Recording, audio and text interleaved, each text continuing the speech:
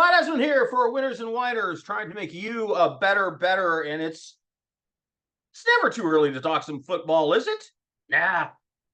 So here's a big, fat season over-under prediction for you with the Baltimore Ravens. If we remember, the last time we saw the Ravens on the field, the supposed MVP of the league stank up the place. He was terrible.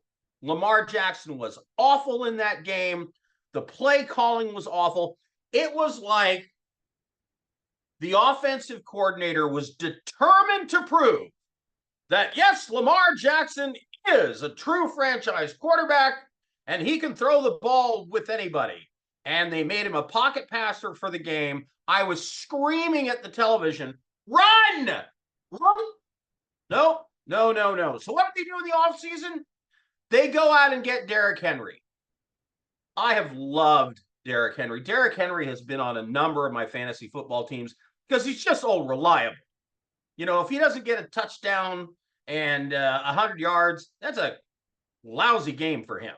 And he doesn't have many lousy games. But, number one, he's on the wrong side of 30 for a running back in the NFL. I know he's a beast, but still it worries me. And then, what else have they done, really? That's been sort of the only really big splash move, at least that I can recall.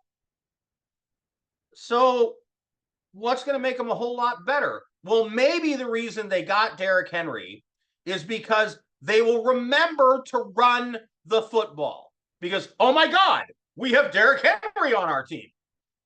Are the RPOs going to be really hard to deal with between Derrick Henry and the running quarterback? Yeah. Lamar Jackson, I think Derrick Henry might have a killer RPO game. And there's still the solid defense, and Harbaugh, the good Harbaugh, is one of my favorite coaches. So here you go.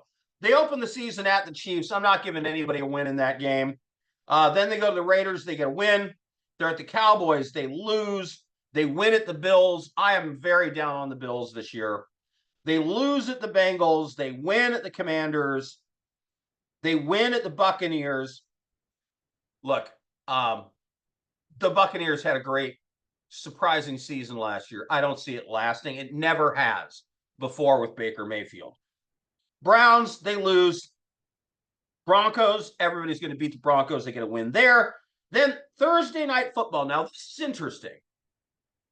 This game where they play the Bengals on Thursday Night Football, that's their third game in 12 days. And they have 4 days rest for this one. That's tough, man. The Bengals are coming off 2 home games, and one of them is almost a bye because they get the Raiders in Cincinnati. So I think that's a loss there. Then they get the Steelers, they win. They go to the Chargers, they win. I'm not a big Chargers believer year one. They get a win at the Eagles. I know, probably a lot of people are going, really? Yeah, I think they get the win late in the season at the Eagles. They win at the Giants, and then they win at the Steelers, but here's the stinkeroo.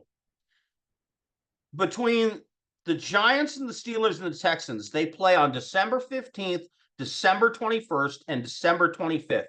Do the math. That's 3 games in 10 days. Meanwhile, the Texans come into town off of a normal schedule, and I just think they're too much for what's going to be an exhausted Ravens team.